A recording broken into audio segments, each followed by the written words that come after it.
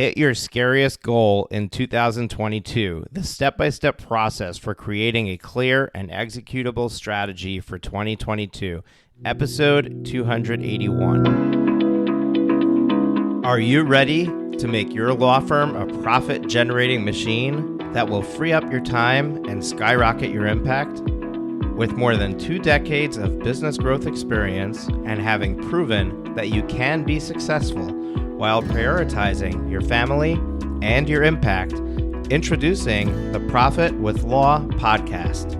I am your host, the creator of the Firm Differentiator 10X Effect, Moshe Amsel.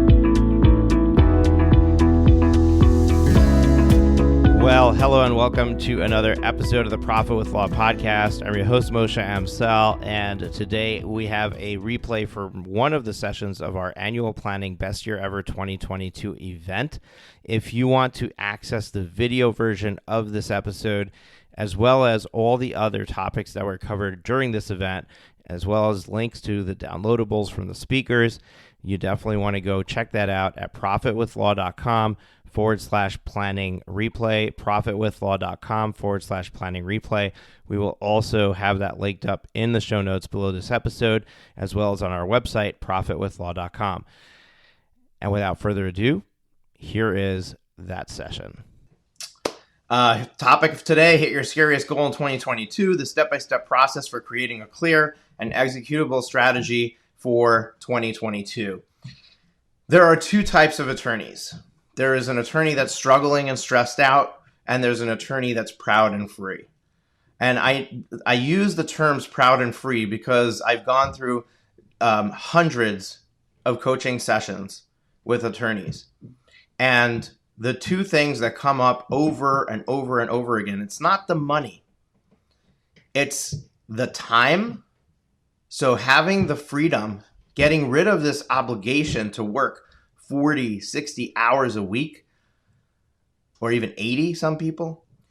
It's the freedom of time and the freedom to choose what to do with the time, which sometimes comes from having money, but really it comes from having a system of delegation and making sure that everything is happening in your firm. It's not all falling on your shoulders. And proud, so many law firm owners are motivated by trying to set an example for their children, by being able to show their family and friends, look, I was able to do it. One of the things that motivates us is to be proud of what we've created. So if you want to be proud and free and not struggling and stressed out, how do you do that? What is the trick? So the first thing we need to do is we need to understand what keeps attorneys stuck. Like, why are we not successful? Or why are we not achieving the level of success that we want? You may be sitting here in a level of success, but you want something more. Why have you not achieved that yet? So there are 3 things that might cause that. Number 1, motivation or meaning. And we're going to dive into each of these. But one of the things that you might be lacking or not have defined is, what is your motivation? What is the meaning of what you're doing?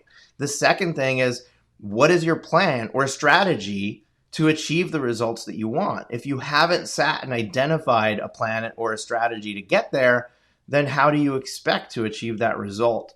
And finally, are you taking action? Are you following through? Now, these are crossed out because these are things that people are not doing. And when you don't do these, you remain stuck.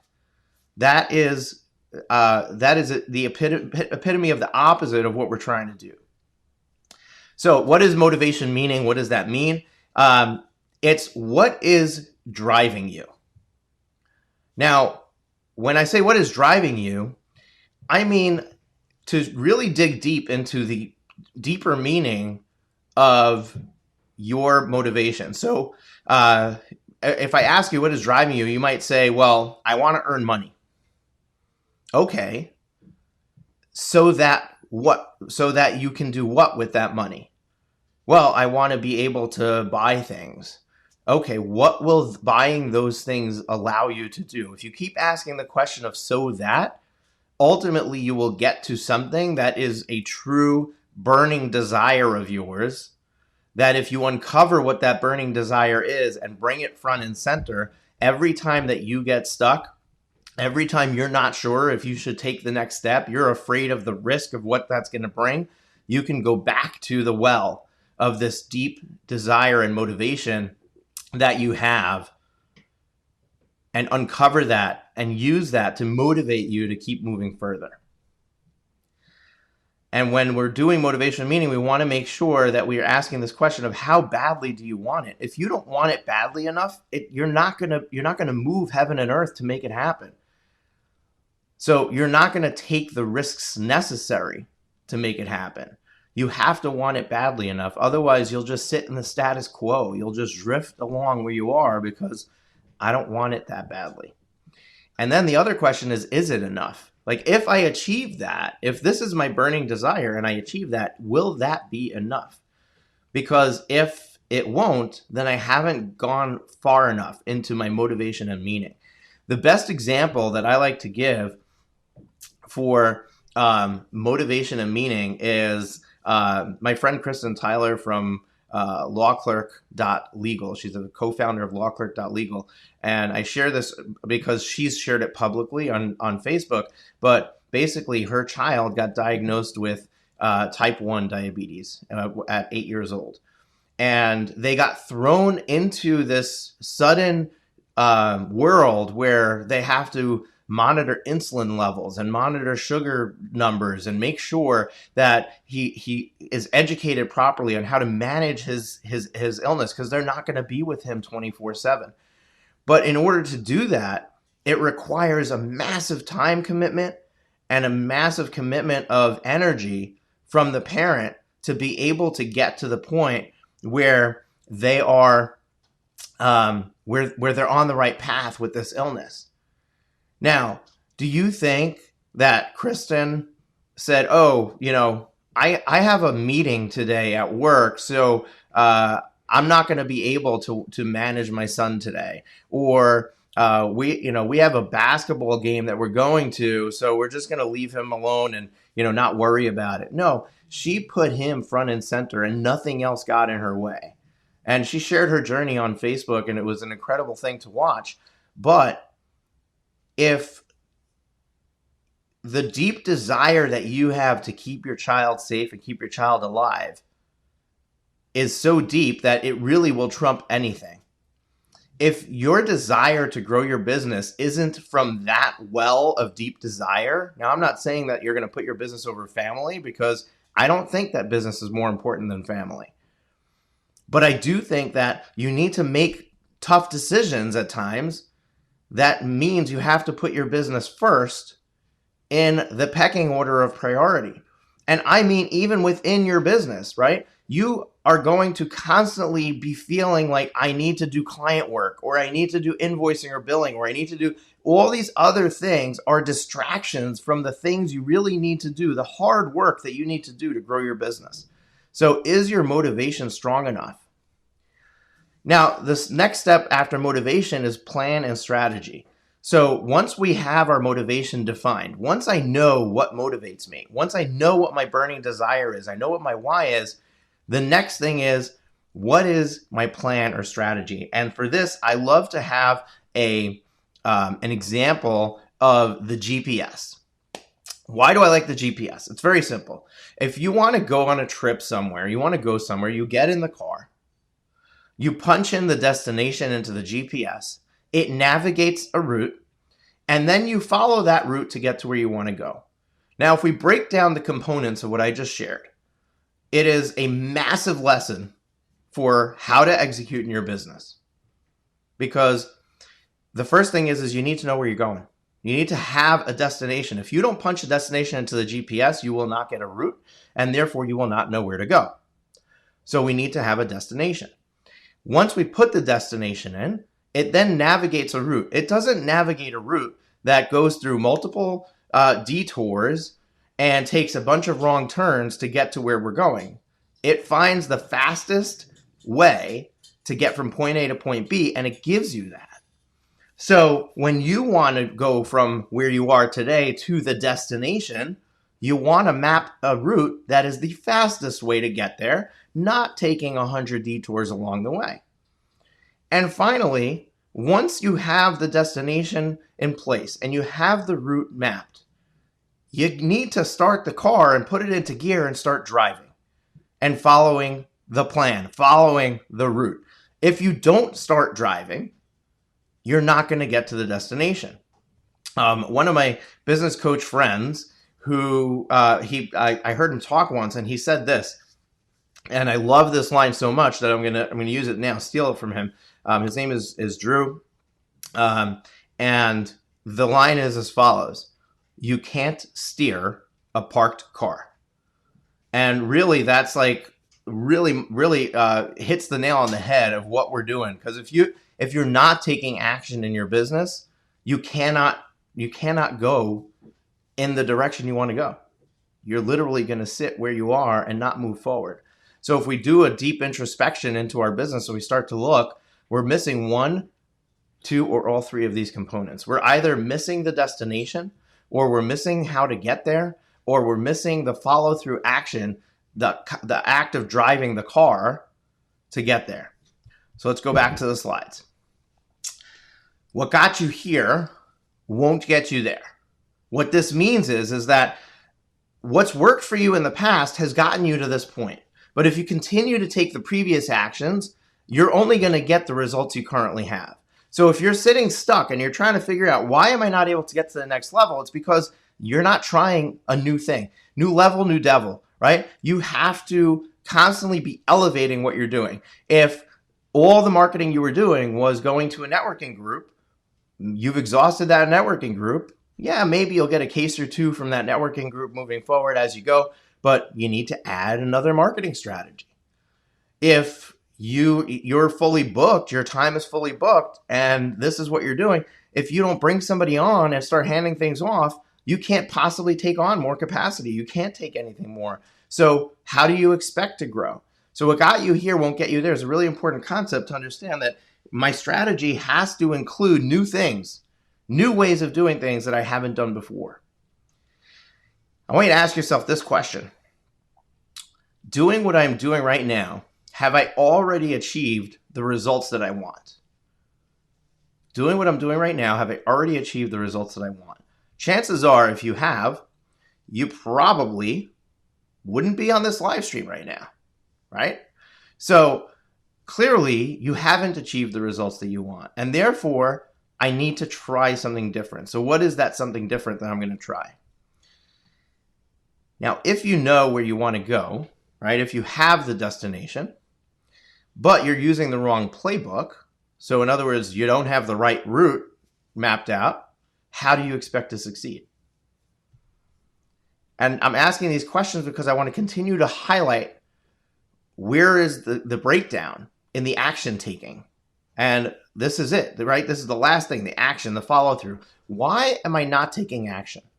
If I know where I want to go and I know what I need to do to get there, why am I not taking action? Well, it's the 3 I's. This is the reason that people don't take action. Indecision, inaction, inconsistency. What does this mean? Indecision means I'm faced with a possible scenario of what to do next. I have a opportunity in front of me, and I cannot decide whether I should move forward with that opportunity or not. So instead of making a decision, yes or no, I sit in indecision. And when you sit in indecision, it first of all creates inaction, because I'm not going to do the thing that I need to do. But it also occupies so much of your brain, your mental state, your capacity to do other things. So even if there's a better next step for you to take, you can't take it because you're stuck in this indecision. It's filling you up to the point where you can't move on to the next decision. So making decisions is a front and center skill that a law firm owner needs to grow in order to be successful, because it allows you to then take action. Even if the action is moving on to the next decision and not taking action on this one, but you need to make a decision that, no, this is not the right next step for me. And then the next thing is inaction. Even if we make a decision, are we following through with doing the thing that we decided to do? Often we don't. Often we don't take the action necessary, or we take the action, But then we do it inconsistently. Great example of this is I have a leading podcast for the law firm industry called Profit with Law. If you haven't listened to it, go check it out. You can also catch all the replays on our website, profitwithlaw.com, or you can find it in any podcast player. Now, I actually created a podcast called Dream Builder Financial.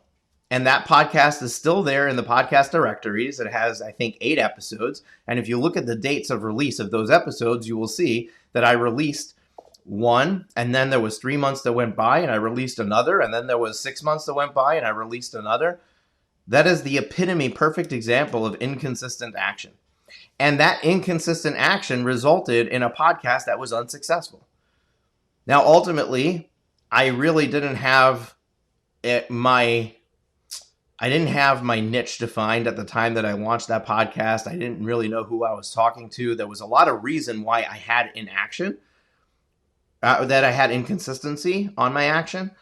But it is a perfect example of what is the result of inconsistency. And on the flip side, the Profit with Law podcast releases 2 episodes every week on almost 100% on schedule, Tuesdays and Thursdays. Sometimes it gets released a day late for whatever reason, but we're consistently releasing 2 episodes a week, and our audience expects it. They come to love it. They're looking forward to that podcast episode. You know what that does? It creates an audience for me. It creates people that are going to fill a room, and it brings in business into my world. It brings me coaching clients. But that comes from consistent action that I'm taking on that podcast every single week. So what is the things that you're doing that you know you need to do, and look at them and say, am I doing this consistently? If I know that I need to review my numbers on a regular basis, am I doing that every week or every month or every quarter or whatever the frequency is that I should be doing it? Or do I do it once and I kind of forget about it? And then maybe I look at it again 6 months later and then I forget about it. Or what if the consistent action has to do with your marketing? You know, one of the things that one of our speakers highlighted, I forget which one it was, I think it was Jordan Ostroff, showed this process of when you're a solo, that you get into this mode of I need clients, and you're in marketing and your sales and you're focusing on bringing in new leads and new clients. And then you get some work. And then all of a sudden you're too busy with the work that you don't have time to market and to sell. So you stop doing that. But then you finish the work and all of a sudden you don't have work again. So now you need to market and sell. And what happens is it creates this inconsistency in your business, both in the flow of clients, but also in the flow of money. So inconsistency shows up in many different ways, but it's one of the things that needs to happen. It's not just taking the action, but it's taking it consistently. Now, another thing that's interesting is that action creates clarity. What do I mean by this? I mean that we talked about indecision. We talked about not being able to make a decision. One of the reasons that you're not able to make a decision is because of fear. We're going to talk about fear in a moment. But the funny thing is that if you take the action, you get a result. And if that result is desired, then it creates clarity about what your next steps are because you want to continue taking that action. If that result is undesired, it also creates clarity because it tells you this was not the next action to take. I'm going to stop doing this. I'm going to move on to something else. So instead of sitting in indecision and listening to fear, which we're going to talk about, I can take action. And I can, and Margaret's asking is it just her or did the screen become blurry? So somebody let me know if there's any problem with my broadcast. If we take action and we get a result, it creates clarity about the next steps. So we kind of need to think of ourselves as a scientist. Business is a constant experiment. And nobody else has the answer for you, by the way. Just because it worked for one person doesn't mean it's going to work for you. You can't look at, if you're a personal injury attorney, you can't look at another successful personal injury attorney and see that they have billboards, and therefore you must have to have billboards too. Because billboards may not work for you. Or maybe they will. I don't know. But you won't know until you do it. So if you're just doing it because someone else did it, then you may find that it doesn't work. But But if you don't do it, you'll never know if it works or it doesn't. So let's talk about, what does a scientist do? A scientist says, I'm trying to prove a theory. So I'm going to do an experiment. I'm going to use a bunch of variables, and I'm going to create this experiment. And if I don't prove my theory with it, I'm going to change one variable, and I'm going to do it again. I'm going to change one variable and do it again. Change one variable, do it again, until I finally get the result that I want. And a scientist may go through thousands of iterations of experiments before they arrive at the thesis or theory that they're trying to prove. In business, it's the same thing. You're trying to accomplish something. What are you trying to accomplish? What is the end result? If you look at the end result you're trying to accomplish and you say, okay, I'm going to put on my scientist hat and I'm going to try an experiment. I'm going to try to write a blog post and I'm going to see if it gets any traction, if there's anybody interested in the topic that I wrote. If there's no interest in the topic that I wrote, I now have feedback to say, hey, I don't know that maybe blogs don't work for me, but maybe this topic doesn't resonate with my audience. Maybe I try another topic. So you keep taking the feedback from the experiments you're doing and you allow it to guide you on what is the next step that you should do. Allow it to be not that, oh, I failed, but this didn't work and therefore I have the feedback I need to know to move on to something else. And if we understand that we're experimenting all the time, it also will remove a lot of the fear that, oh, it feels risky. It feels like I'm just rolling the dice and hoping that it's going to show up with the number I want. Now let's talk about fear for a moment, because fear really stops people in their tracks, and it's the number one killer of action, and therefore the number one killer of success. So if we dive into fear, I can tell you this: the only way to guarantee an undesired result is listening to fear. Fear is a prediction of the future. And the prediction that you have come up of the future, which you've painted into an undesirable response, usually it's false, but that's neither here nor there. That's not the point. The point is that because I predicted the future and I didn't like the result that that prediction has, I'm not going to take the action at all. But if I don't take the action at all because I don't like the future that I've predicted, I'm going to make the prediction come true. So if this might have gone over your head, so let me just back up and give you an example. So let's say that you need to hire somebody, right? Let's say you need to hire a virtual assistant. It's going to be a commitment. It's going to be a commitment of $2,000 a month to hire this virtual assistant. Now, when fear creeps in, the fear starts to tell you, well, I've never hired somebody before. I don't know that I have any work to give them. Maybe they're going to be bad. They're going to take my data and they're going to sell it on the internet. They're going to blow up my business. My business is going to come to a screeching halt. It's not going to work. All that is different outcomes that you're processing in your mind, all fear-based.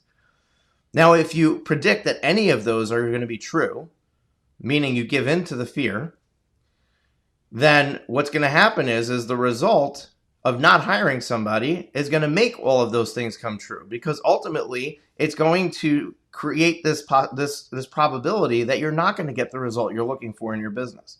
So by giving into the fear, you essentially made the prediction in the fear come true.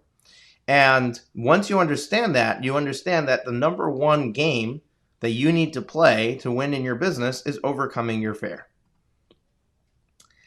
So if you get rid of fear, if you overcome fear with action, that is the only chance you have at succeeding.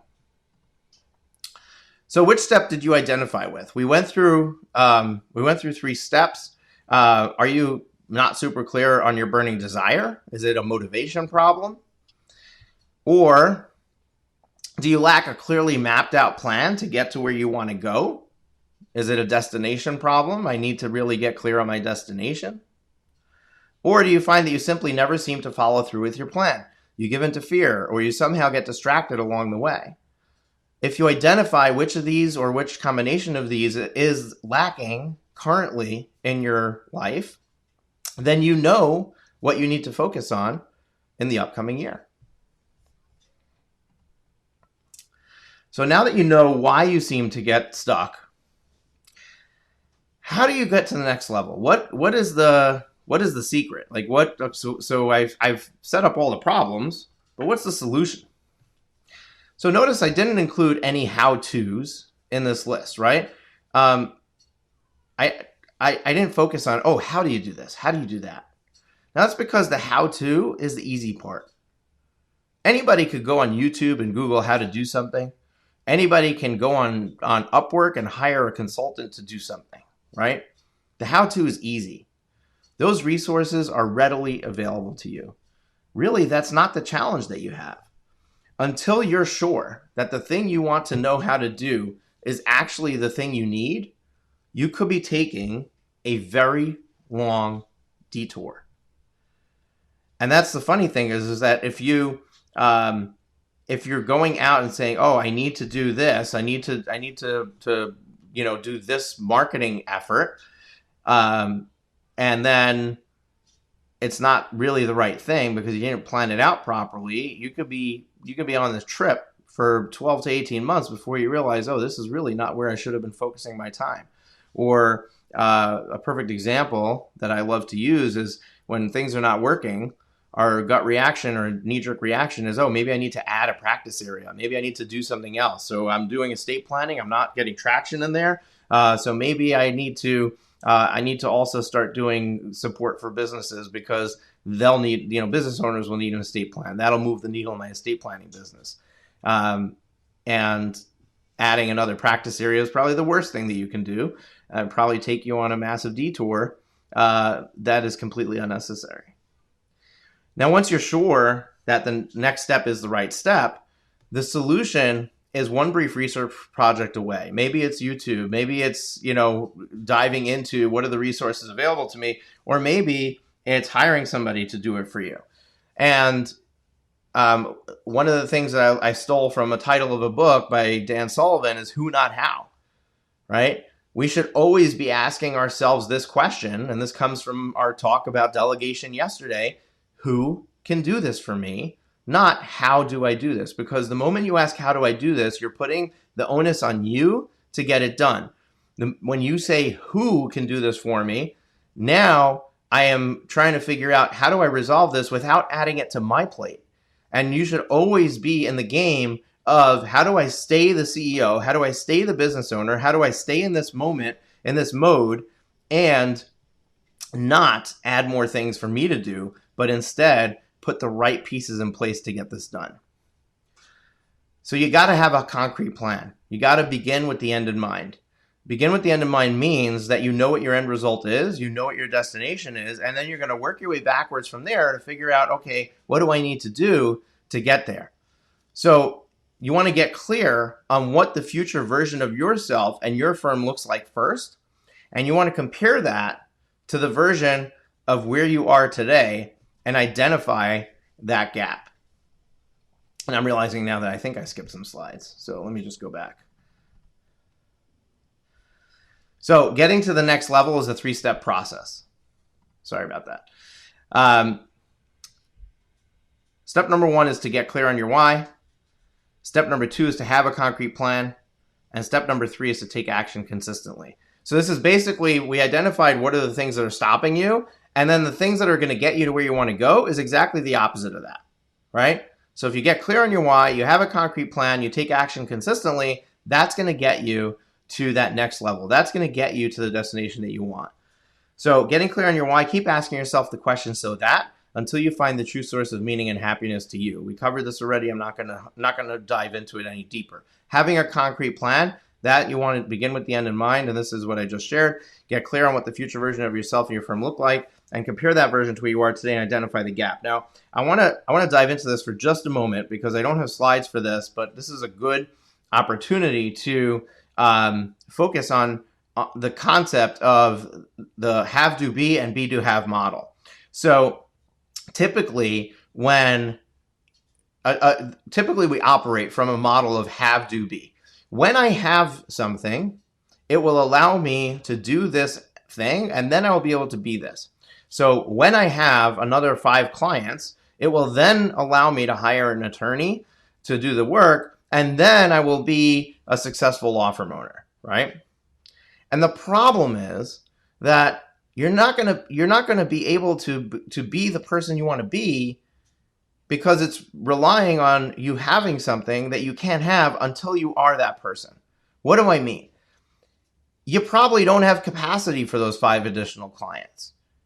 And therefore, you're not going to be able to get those 5 clients because there's going to be a ton of resistance that you're going to put things in your way. You're going to subconsciously create a situation where you can't get those 5 clients because you can't handle it.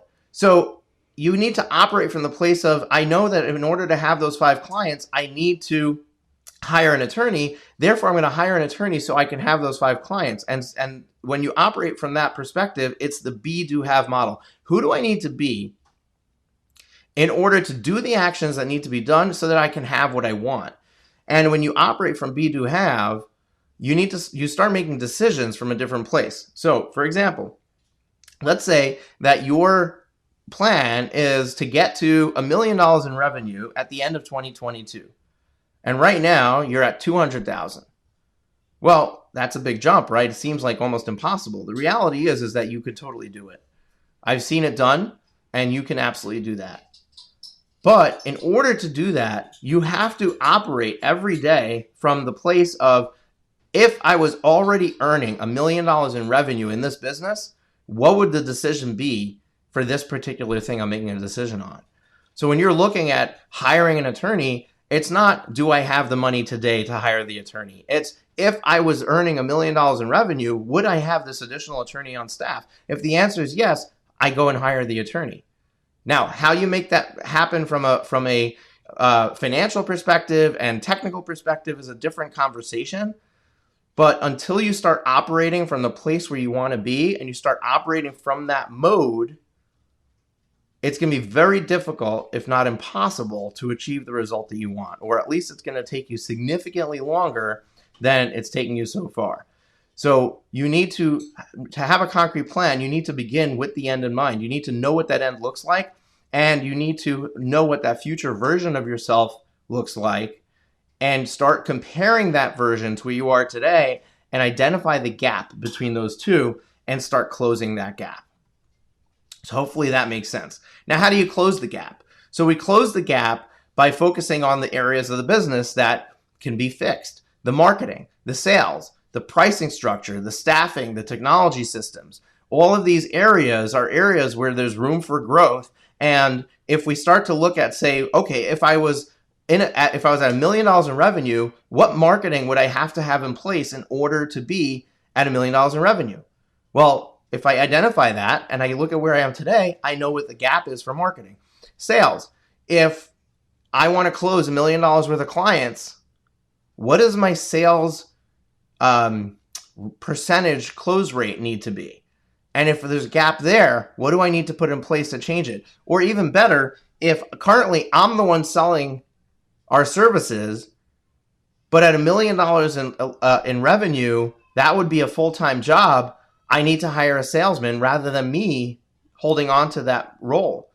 Because if I hold on to that role, I'm going to make it that I can't get to the $1 million. Pricing structure. Am I charging enough? Am I charging enough the right way?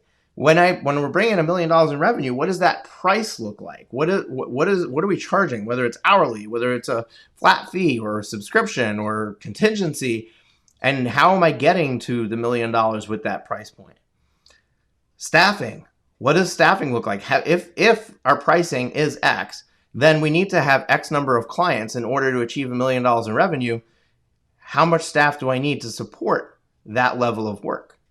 And technology systems, what can we automate? What can we delegate to the technology platform? What can we streamline? What can we create a better customer service experience that all of these things are going to move the needle towards this $1 million in revenue? So when we're talking about closing the gap and we identify all these different things we need to do, it can be very overwhelming because I might need to add another marketing effort, or maybe even multiple marketing efforts. Maybe I need to hire a number of people. Maybe I need to introduce new pieces of technology. And when I look at this list of things that I've come up with that I need to do in order to be at the level that I want to be in this end result, all of a sudden it's like, holy crap, I can't do any of this. So that's where we want to get organized with the sequence of events that we're going to implement these things. So sequencing is the key to your plan. And you want to ask this question: which step makes the next step possible or unnecessary? So let's talk about this for a moment. Let's say that you have a marketing effort you need to make, and you have a sales process change you need to change, and you have a staffing level that you need to change. When you look at that picture and you say, okay, where is my staff right now? Do they have capacity? If there's no capacity, then how am I going to bring in yet one more client?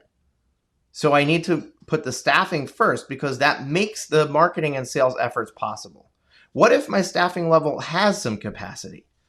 Well, then maybe I need to implement the sales process change first, because before I start adding more marketing efforts, I should probably improve my close rate. I should probably get to the point where more of these leads that are coming in are closing into sales. And if I improve that, that might fill the capacity of my staff, where now I need to increase capacity before I increase my marketing efforts. Because if I increase my marketing efforts first, I might create inefficient acquisition of clients, but I might also overwhelm the staffing. So we have to look at the big picture. We have to look at all the pieces and say, which came first? Which is the thing that's going to lead the domino effect down the road, right? And let me just find which. There we are. Okay. So you want to, once you've identified the sequence of events, you then want to work out the numbers. You want to map out the cash flow and make sure that your plan will work. And this is, mapping out your numbers it can be like a whole 3-hour session alone. So basically, I like to introduce this concept of back of the napkin math. So if you were sitting with a buddy at the bar and you said, oh, I have this business idea, let me show you how it works. You would take one of the bar napkins and put it on the counter, take out a pen, and you would say, oh, we have this widget that we're going to sell at $500. If we sell, 200 of them, that's going to bring in, what is that? $100,000. And if we need to produce, 200 of these widgets, that's going to require us to have this staff. That's going to require us to have this warehouse, and that's going to, and these are going to be the costs. And look at all this profit we can make. You need to do back of the napkin math. You don't have to get fancy. You don't have to go so far into the details of the nitty gritty of, what's the exact salary I'm going to pay this person, and what is the benefits package, and what is the tax impact, and blah, blah, blah. You can simply throw ballpark numbers on a sheet of paper and just make sure that the plan you're planning to execute actually works in reality when put onto numbers on the back of a napkin or in an Excel spreadsheet. Now, for true proper planning, you want real numbers. And I help my coaching clients through creating that and monitoring that. But if the back of the napkin math does not work, that is your immediate feedback to say, this is not a good business model. This is broken. And what happens is, the unfortunate thing is that so many people operate from a broken business model. They haven't done this math up front. And therefore, you're doing all this work for years, maybe 3, 4, 5 years, and losing money along the way and wondering, why do I keep losing money? Why can't I bring money home? Why do I have to keep feeding the business? What is broken? It's the business model that's broken. Whether it's the way that you're charging, whether it's your cost of acquisition of a client, whether it's how inefficient your team is to produce it, whatever it is that's causing it to be broken, it's broken. And had you mapped this out on paper first, you might have been able to save yourself 3 to 5 years of grief by fixing it on paper first. So the first thing you want to do is you want to work out the numbers. And next you want to invest in the future you. So you want to identify what are the needs where I need capital in order to invest up front so that I have a solution in place. Remember I told you, if you operate from the end result, if you operate from the $1 million revenue CEO and make the decisions from there, you will hire the person you need to hire when we can't afford it today. So what do you do financially to make that work? Well, you have to commit some capital into your business. You have to, and you're not doing this willy-nilly, right? You've planned it. You've identified the goal. You've identified how you're going to get there, and you've identified the next step is you need to make this investment. So now you need to find a way to come up with the money to make that investment, rather than coming from a place of, I don't have the money yet, therefore I need to grow to this level in order to be able to make this move. Because as soon as you operate from have, do, be, you're essentially sealing the deal on a slow journey that may never get you to the destination. You will be operating, in the car analogy, you will be operating your car with the emergency brake on.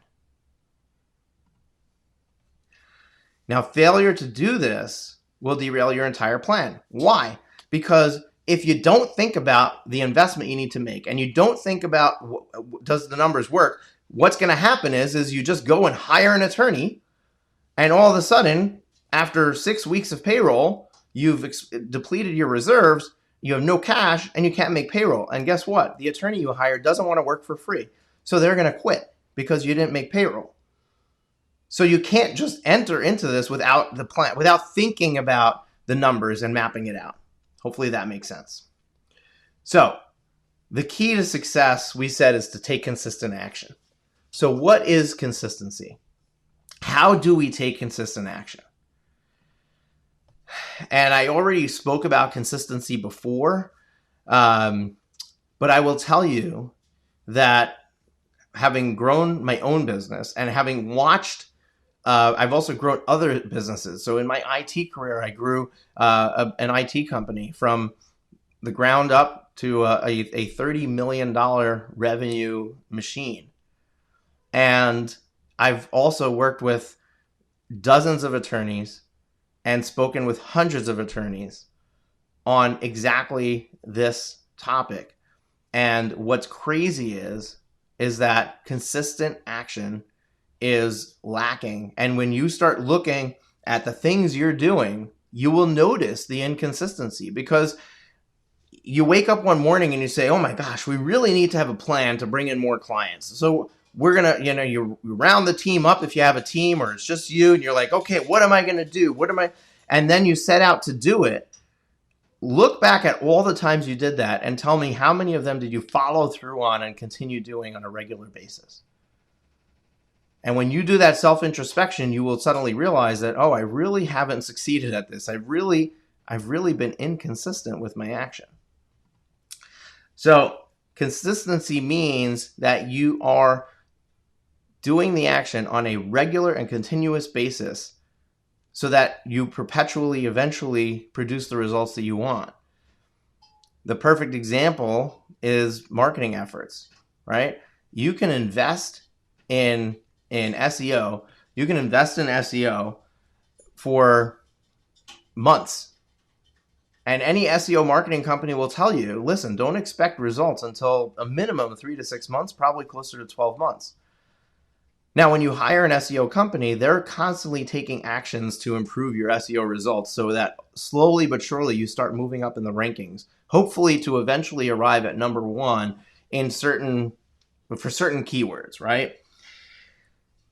If you give up along the way, or you don't take the constant action necessary, the Google algorithm is not going to say, oh my gosh, this poor law firm owner is so overwhelmed, I'm just going to move them up the ranks, because I feel bad for them.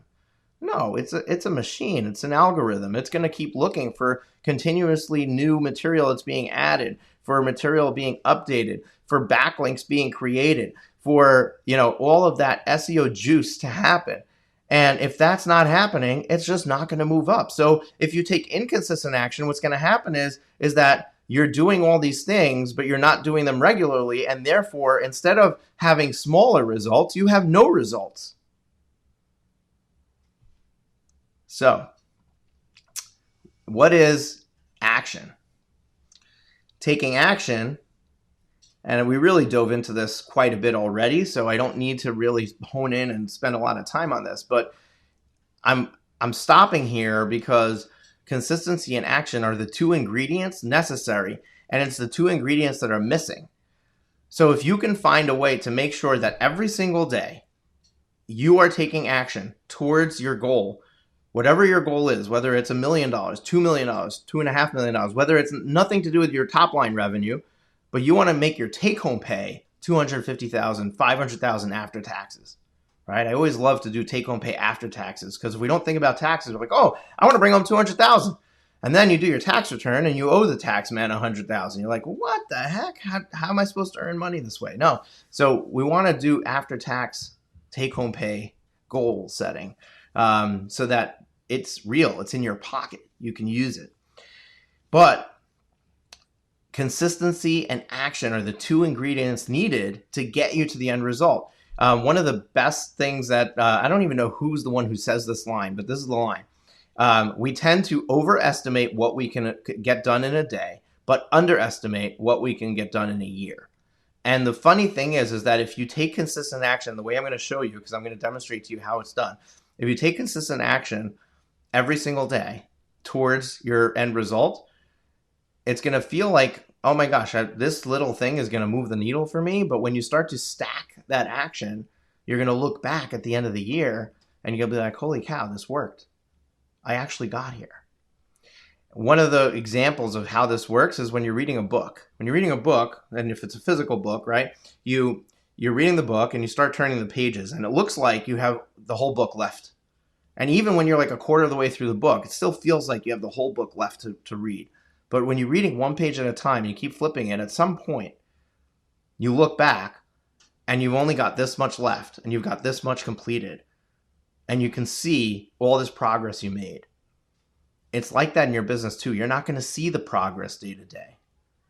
But all of a sudden, when you look back quarter after quarter of taking consistent action, all of a sudden you're going to see the results. The results that have eluded you for years are going to just show up because you had a plan and you executed the plan to perfection.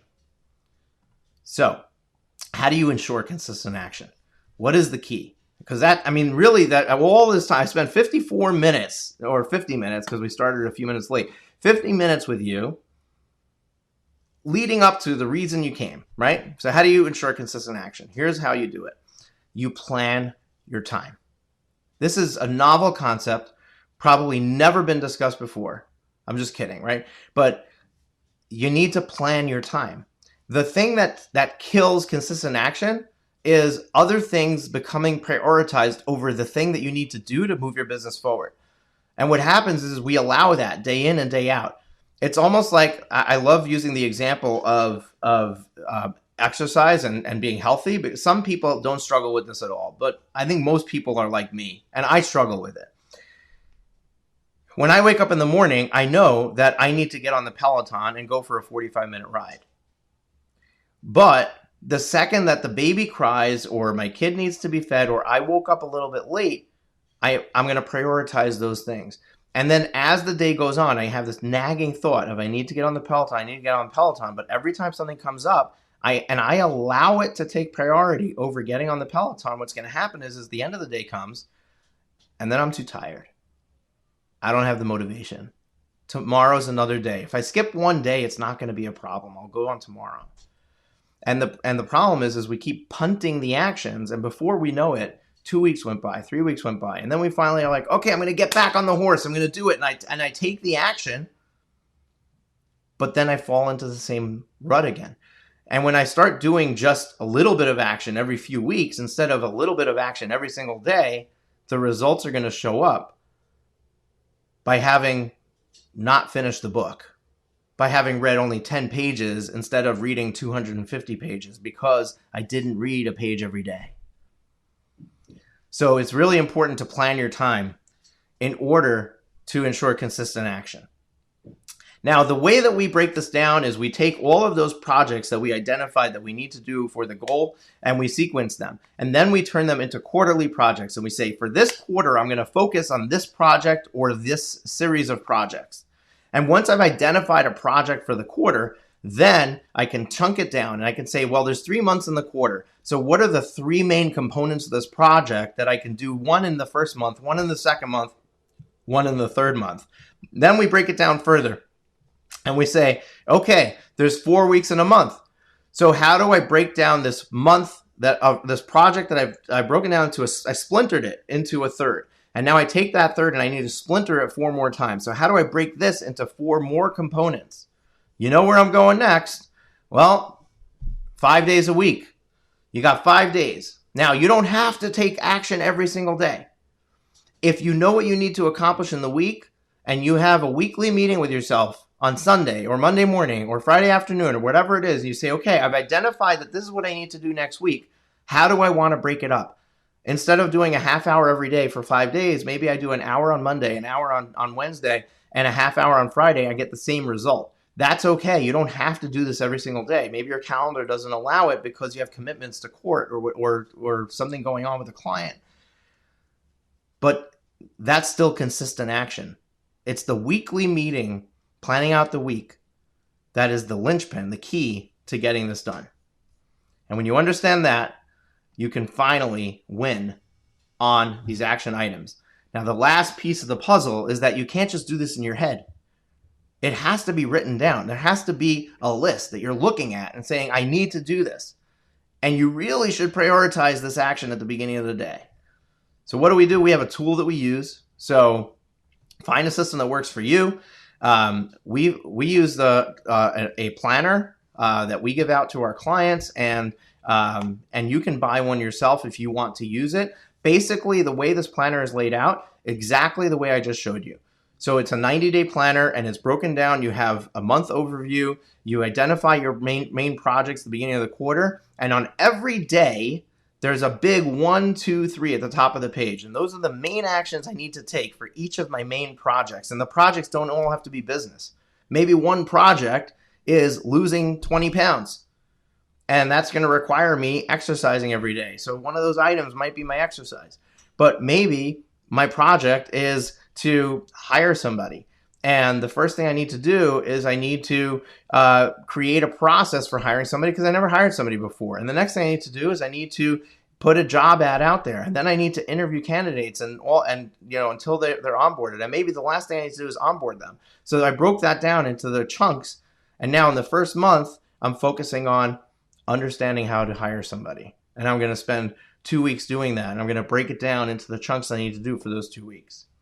So the planner allows you to memorialize the plan in these chunked down pieces, in the small, tiny, bite-sized pieces that you need to do. You know, they say how to eat an elephant one bite at a time. I hate that analogy because I don't know why we're eating elephants. But you can get the Profit with Law 90X Action Planner at profitwithlaw.com/planner. It's $49. You don't have to buy it. You don't need it. Come up with your own system. I don't care. I'm not doing this whole thing to sell you a $49 planner. I'm just telling you what we use and what's working for us and our clients. The key message is you got to find a system that works for you. Whatever is going to allow you to keep the main action, to keep it front and center, and to make sure that you're doing what you need to do all the time, that is the most important part of this entire plan. Now, you may be left with one question, and that is how. You just shared with me all these things I need to do. I need to create a plan and a strategy. I need to be motivated. I need to figure out what my motivation is. Then I need to create the route. I need to figure out how am I going to get there? What is point A to point B? And then I need to break it down, chunk it down into the various actions. Now, for some of you, you're going to already know. Going through this, you're going to know exactly what you need to do, how you need to do it. You're just going to go and do it. And that's awesome. But for some of you, you might be stuck. Like, I don't know what my motivation is. I don't know how to create a plan. I don't know how to create the strategy to get there. I don't know how to stay consistent. I don't think that planner is going to make it happen for me. How do I make sure that I'm taking that action every single day? So when you're left with this question of how, I have a solution for you. So the question is, would you like me to share with you how I can help you do everything I just laid out? And if you want, I can continue. Let me know. So I want to leave you with one question before I share with you how I can help you. And that is, what is the opportunity cost of not solving this problem? And I want you to think about that, because wherever you are in your business, whether you're taking home $50,000, you're losing $20,000 a year, you're taking home $200,000. If you could be doing better and you're not, what is the opportunity cost? And it's not just the opportunity cost of this year or next year. It's the multiple years stacked together. What if you could have been taking home $500,000 a year after taxes for the last 5 years and you haven't? What if you've given up on the opportunity of $2.5 million in wealth that you could have not only lived a better life, but you could have invested for the future of your family? You could have had various investments working for you to also produce money for you, where it's not all coming from the law firm.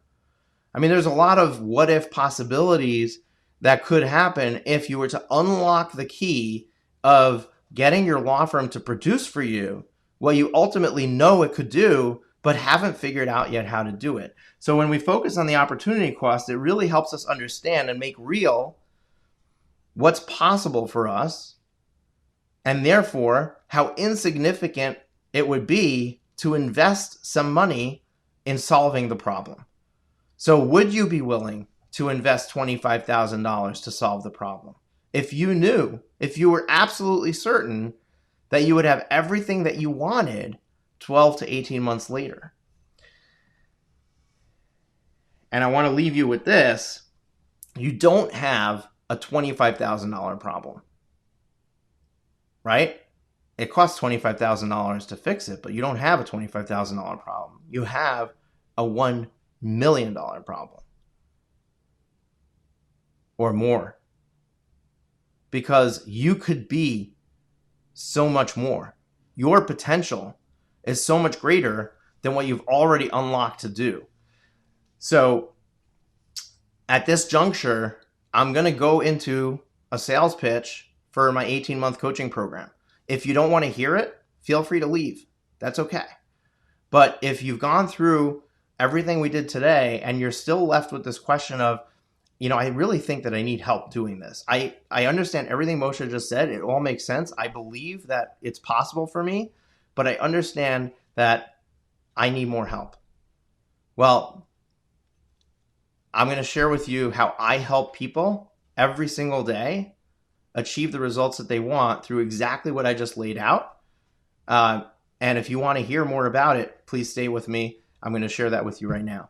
If you don't, I'm not insulted at all. Go about your day. Have a Merry Christmas. I really appreciate you having taken this journey with us. And I hope that it was helpful and you're able to take everything that we shared and create an actionable plan, strategic plan, and execute on that plan in your business. But if you know that you're going to end up like the gym goers in January, and in February, this entire event will be long forgotten and you'll be back to your old ways, and you don't want to do that, and you want support, and you want to be able to get there, then I'm going to share with you how you can do that with me. So we have an 18-month program. It's called the Elite Lawyers Group 18-month Law Firm Growth Experience. Very original name, I know. And what we do is we spend the first 90 days in an intensive training and support experience that is the creation of the plan. It's getting clear on your motivation. It's getting clear on your core values, your mission statement. It's identifying your ideal client. It's getting down to what is the one practice area you're going to focus on. What is the pricing strategy you're going to use? And what is the marketing strategy you're going to use to get to where you want to be? And how much staff do you need? And going through and working through those numbers, not back of the napkin, but real numbers of making sure that the plan works and fine-tuning it and adjusting it to make sure it works. So that by the time that you're done the 90 days, you have not just an actionable strategy plan, but you already have your quarterly projects planned out for the next 6 quarters. And you know exactly how you're going to get to your destination 18 months later. Then we spend the next 12 to 8, then we spend, I got to go to the next slide. Then we spend the next 15 months training and support to ensure that you actually execute on your plan. What does that training and support look like? Weekly coaching calls for support and accountability. It's in a group setting, so you get to learn from others. You get to be motivated by others. I love the group setting. It's very effective for our clients. Our clients love it. I do a quarterly one-on-one coaching call with you or one of my coaches. So you get access to a quarterly one-on-one call. So it's not in a group. You can dive deep into your own specific stuff, even stuff that you may not be willing to share in a group. And you have direct message access to me and my coaches, as well as everyone else in the program. So you can ask questions, you can share experiences, you can pose barriers or challenges that you've come up against. Now, what do we do in the program? What does my coaching look like? And what does the support look like? So the first thing that we do is we help you clarify your vision and direction. And I don't need to go back into this. We spent a lot of time talking about this concept of the GPS and having the destination defined.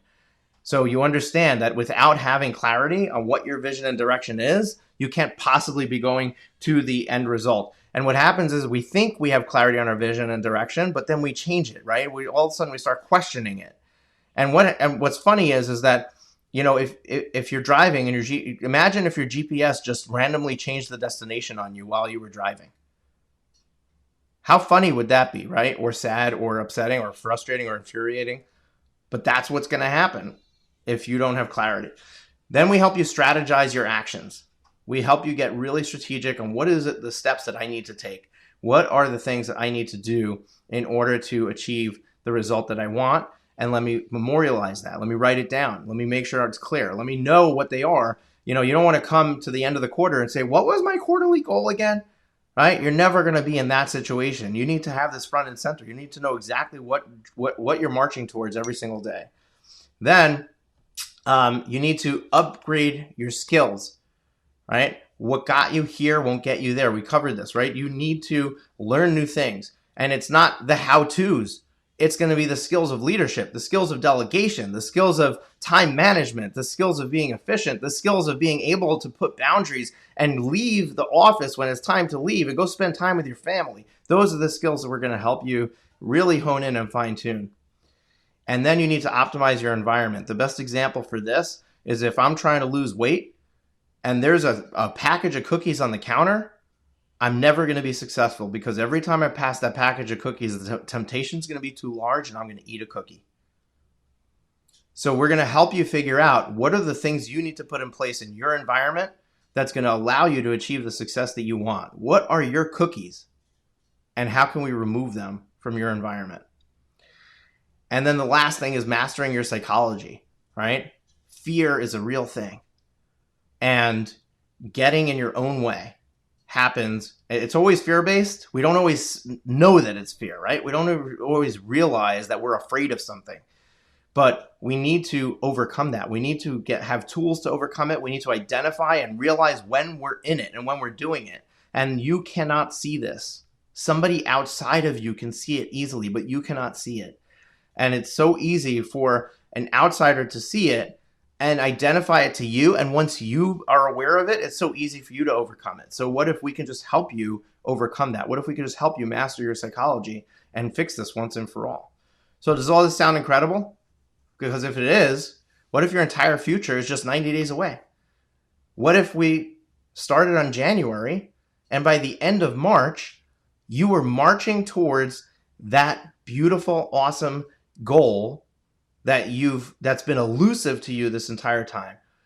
What if you were actually starting to make progress? And at the beginning, you may not see that progress, but what if you actually started to feel it and you started to experience other people around you having that progress because they're following the same system?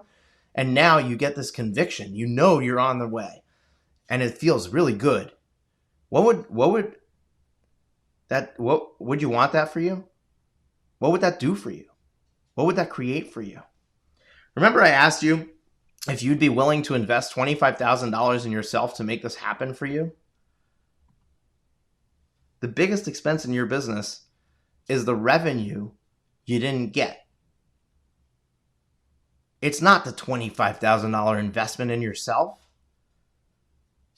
It's the $1 million of revenue that you are capable of doing that's been elusive to you because you've not been following the right system or you haven't had a system at all.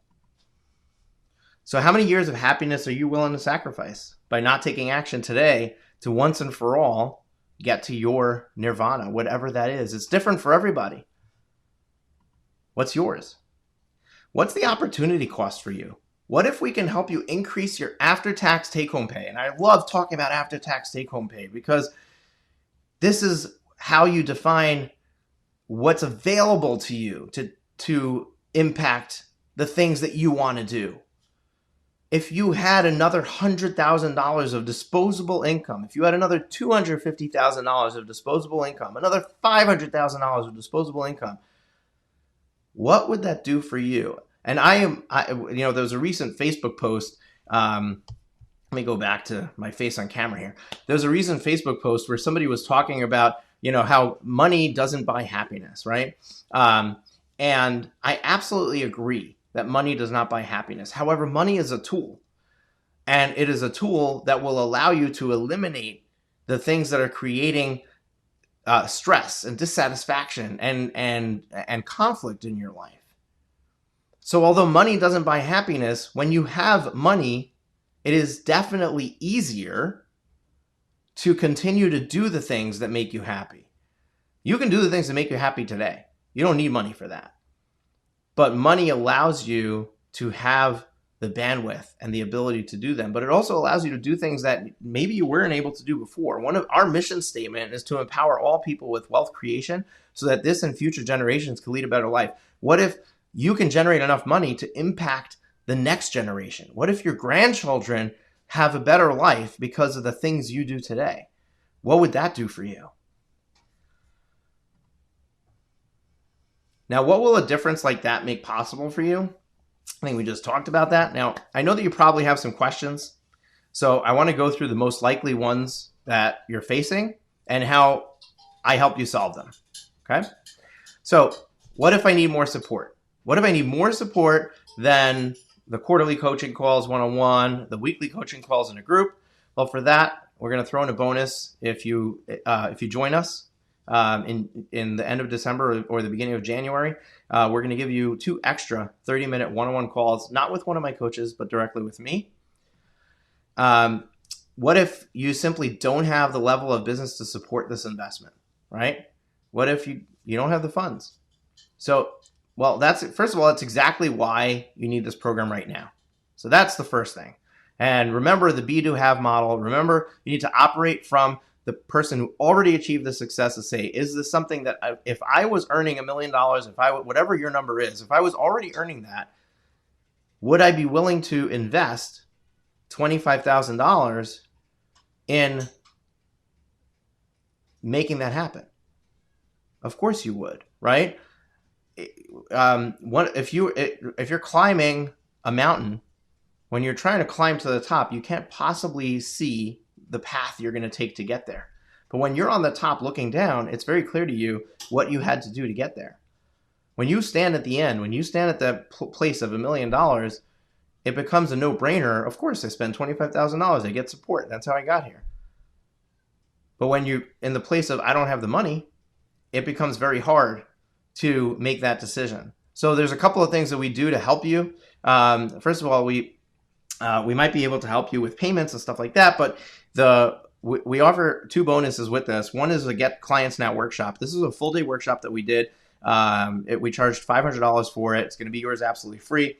And it basically walks you through how to create a process to create a funnel to continue to bring leads into your firm and get them to book a consult with you. So if you want to go through that Get Clients Now workshop, it's going to be yours absolutely free when you join us for this 18-month experience. The second thing is I did this LinkedIn lead generation workshop. So we have a LinkedIn process that we use on LinkedIn to manually outreach, but not manually. We use software to automate it, but to outreach to people who are potential clients of ours and establish a relationship with them. And then from that relationship, ultimately drive business. We've been highly successful with this strategy, and you can implement it in your business as well to try to move the needle financially early on to help defray the cost of the program. Now, what if I don't have the time? And this is the number one issue that people who join us have, both before when they're making the decision and also after once they join, right? Initially, it takes retraining yourself in order to have the time to spend working on your business. But if you don't have the time right now, if you're thinking, I don't have the time to implement this, to be on coaching calls, to do these things, if you don't have the time to do that, then you clearly don't have the time right now to work on your business at all, which is exactly why you are where you are. One of the biggest problems is that we're not doing with our time what we need to be doing.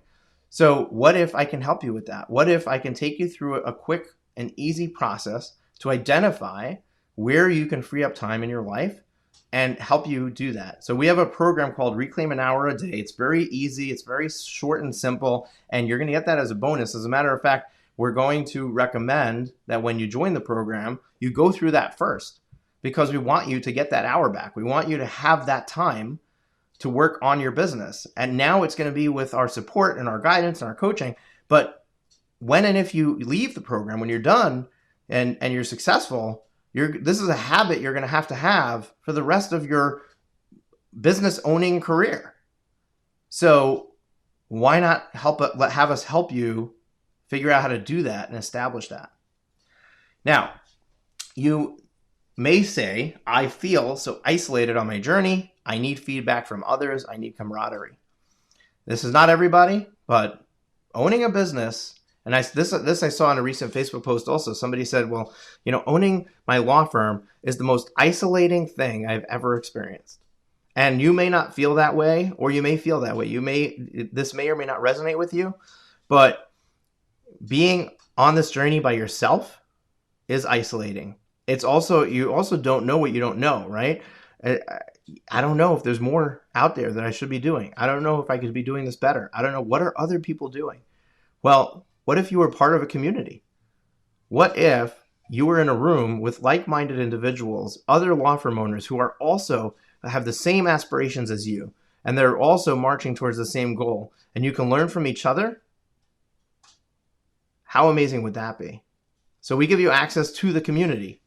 We create a group where you can message each other, you can communicate with each other, you can ask questions, and there are questions asked in there that I don't have an interest in answering. Like, what practice management software should I be using? And what do you guys think of this one versus that one?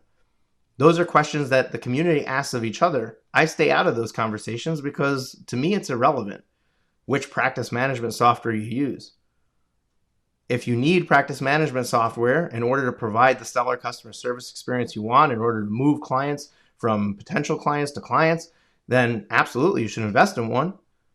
But which one to choose is not going to be the thing that's going to get you to $1 million. So you have each other for that. Now, one of the things you might say is, I'm worried that I make commitments and I don't follow through with them. How can I make this time be different? Well, you remember I told you about that planner earlier? Well, we're going to provide you planners every single quarter as long as you're in the program. So you don't have to go buy those planners. We ship them to you. You will get them at the beginning of each quarter, and we strongly urge you and encourage you to use them. And everyone has their different ways of doing things. But by and large, most people who join the program become religious users of these planners, which is really one of the keys to success.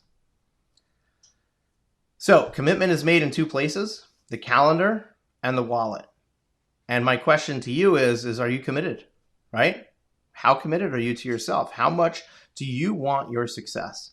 Are you willing to make some commitments, to time commitments and financial commitments to this program to see your success? So let me help you make your dream a reality. Take this journey with me. I would love to kick off 2022 with you on board with me. So you might be asking, what if I'm not a good fit? Everyone thinks they're a unicorn, right? I'm different. Other people are good for this program. I'm different. And the truth is, most of you will be a great fit, but some won't. Some people are not coachable. Some people, they think they know it all and they're not willing to hear other pieces of input. Some people don't have the aspirations to grow, to do more than what they're doing. And if during the process we find that you're one of those, and that's not something that is fixable, that's not something that we can work on, then we're not going to take you. We're not going to take your money just for the sake of taking your money. So we don't accept everyone in. As a matter of fact, the only way to purchase this, I'm not going to give you a website to go to and send me $25,000. That's not how this works. This program is by application only. And that application process is a 2-step process. The first thing that you do is you fill out a questionnaire with some very, very basic questions that give us a picture of your firm. And then you have a free coaching session with one of our coaches. And in that coaching session, we learn all about you and we help you learn more about yourself. So it's an incredible session that you get to take advantage of. But at the same time, it also lets us know whether you are a good fit or not. So here's the summary and really the end of our discussion. And by the way, I will make some time for questions. So if you have any questions, feel free to put them into the Facebook comments below this video, and I will bring them up and we'll have a conversation. But our Elite Lawyers Group 18-month law firm growth experience. You fill out a short application, schedule your free coaching session. You do that at profitwithlaw.com/free coaching. profitwithlaw.com/free coaching. And I realize that it says HTTP without the S. I hope it redirects, but type it in without the HTTP and you should be fine. 6 bonuses that you get with it that we just went through. And I'd love to have you. I'd love to have you at least come and have that conversation with my coaches and explore the program with them. See if it's a good fit. Ask them the questions that are nagging at you. I know that it is a serious financial commitment. I recognize that. But I also know that for that, you're going to get all of my effort and all of my insight, along with my coaches, are the other lawyers in the program. And if it hasn't been working for you until now, or you've gotten to a certain point and you're now at a plateau, you're kind of drifting along and you're trying to figure out, how do I get to that next step? What is it that I'm missing? And how do I get there? And that next step can unlock significant potential for you well beyond the investment that we're talking about. You owe it to yourself to give yourself the opportunity to take advantage of it. Thank you for tuning into the Profit with Law podcast. Your feedback is extremely valuable to us, as well as helping us reach more people with this valuable content.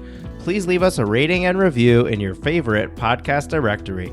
Join us again next time when we are back with even more strategies to profit with law.